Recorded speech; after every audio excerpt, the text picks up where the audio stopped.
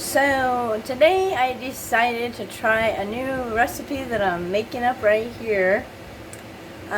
It's in my brain is going to be like a stuffed cabbage roll, but soup in the crock pot. So be sure to stick around if you like cabbage and if you like stuffed cabbage rolls. I think it's gonna be great. I don't usually do things I don't think will turn out, so stick around. Okay, so the first thing I'm going to do is dice up a medium onion or a small onion or whatever kind of onion you want. I'm going to do this one.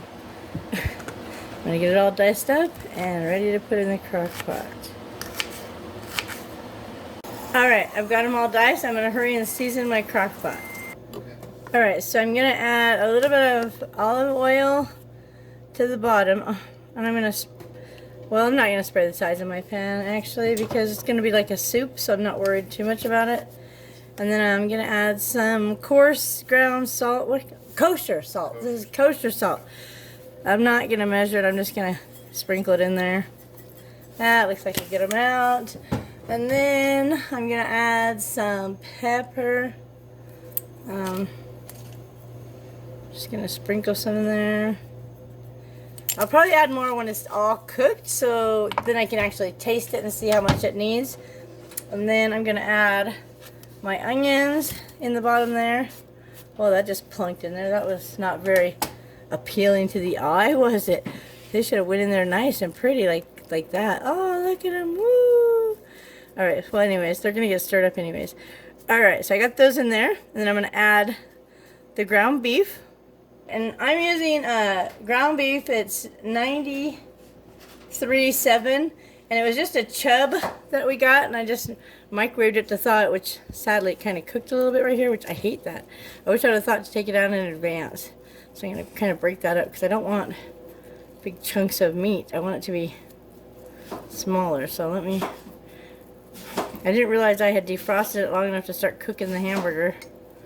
Alright, I'm sure it'll finish breaking up in there. Is there any other cooked spots? The little spot right here started cooking. Is there another way to defrost your meat fast without cooking it? Because I put it on defrost, but it still cooked it. That was kind of dumb. Anyways, I'm just trying to break it up and put it in here on top of the onions. I'm like, what are those things called?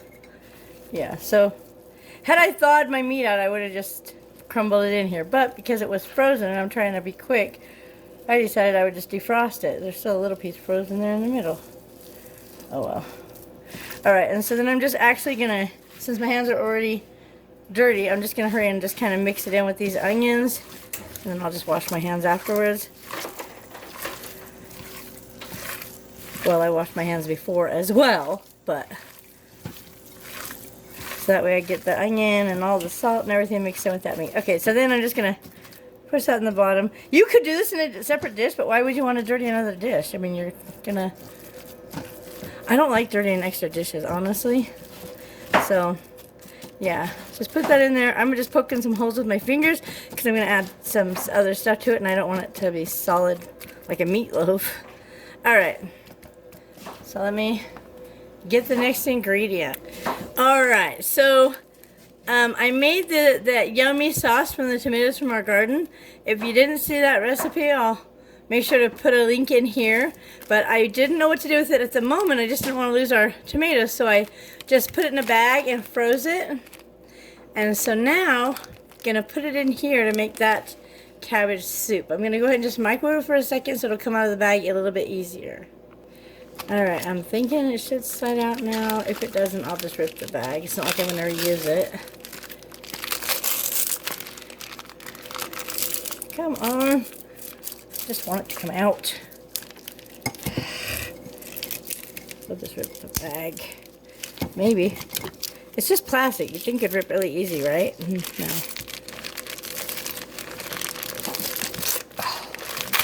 There we go. Alright, so there's a little piece left in here. Get that out. Alright, I'll throw this away and I'll be right back. I actually wanted my cabbage under the tomatoes, so I gotta figure out how to... I'm just gonna hold this up and use my other hand and maybe drop the cabbage in, which we just diced up. I don't care if it's all under there, but I want the cabbage to have that meat flavor, so I want it right on the meat, if that makes sense. So this is just one small head of cabbage, which it seems like a ton, but when it cooks, it's going to cook down a lot. I know, because I've made cabbage many times. Alright. Oh, okay. Still got a little bit more, but I gotta set this down. It's freezing my hand. Alright, so let me just get the rest of this cabbage on there, and we'll go from there. I'm just going to cook that on high until it's done. I'm thinking it'll be about 5 hours, maybe 6. Maybe less. I'm hoping for less because I'd like to have it for dinner, and we're already at 1 o'clock. So it'd be great if it was done in 4 hours, but we will check back in a couple hours and see what it's doing. Alright. This has been in the crock pot for about 3 hours. Yeah, it's 3 o'clock. I don't think we're going to have this soon. Hopefully by 5 or 6 we'll see. Let's see what that meat looks like. On the bottom is where I put the hamburger. Hamburger looks like it's getting done. And then my tomatoes that I had done from my garden, we'll stir those all in. Oh, that hamburger up. Ah! I splashed out. I'll be cleaning that for a minute. Dang it, look at that meat on the bottom. I was hoping it would just break up. It probably will as it cooks a little bit longer. But it is cooked, so I just break it up and get it all stirred in.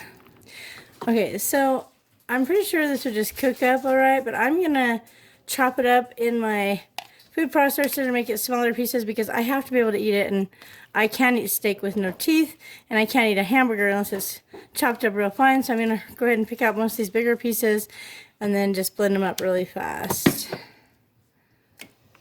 So after I pulse it a couple times, it just looks like actual ground beef, and I'll definitely be able to eat that without teeth. So I'm just going to hurry and do all the hamburger that was in there. You can leave it cooking and it'll be fine. You don't have to do this part. Alright, now that I got it all chopped up, that I can actually eat that ground beef. I'm pretty sure it would have probably cooked just fine, but where I'm going to be going to the dentist and things, I won't be here to check it. I just want to make sure it was going to be cooked up enough where I could eat it. I've cooked lots of hamburger and roast in my crock pot, and it gets super tender, but I just didn't want to take a chance where this is kind of an experiment recipe with cabbage roll soup. So I'm going to let that just cook a little more.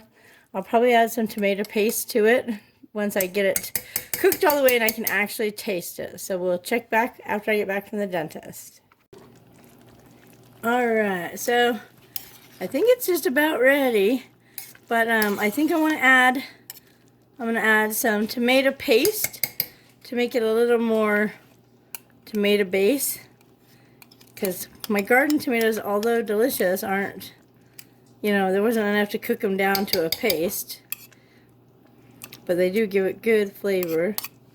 So I'm going to go ahead and add some tomato paste. Hopefully that'll thin out in there.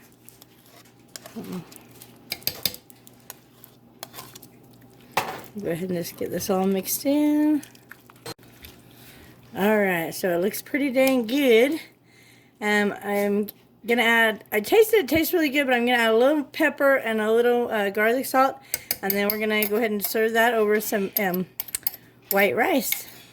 And then that's our cabbage roll soup or cabbage roll stew. Alright, so I'm going to go ahead and dish up a little bit of this. Let's put some rice in the bottom there. And then we'll go ahead and add the cabbage over the top. It looks so good. I'm glad I added that extra tomato paste. I added about 8 ounces of tomato paste to it with just a little bit of water. Because I don't want it to be like runny soup. So there's not like a ton of liquid. Just enough to make it like a stew. And we'll go ahead and just spoon that over the top. Oh, this is going to be so yummy. There you go. You could add cheese if you want. I don't think I'm going to put cheese on it though. I think I'm just going to eat it just like that. So there you go. what I call it, cabbage roll, stuffed cabbage roll, stew, or soup. And if you like this recipe, be sure to give it a big thumbs up. And if you're not already, please subscribe to my channel for more crazy recipes where I just try something new. And be sure to turn on notifications so you never miss one of my awesome inventions. Thanks so much for watching. Till next time, stay safe and stay healthy.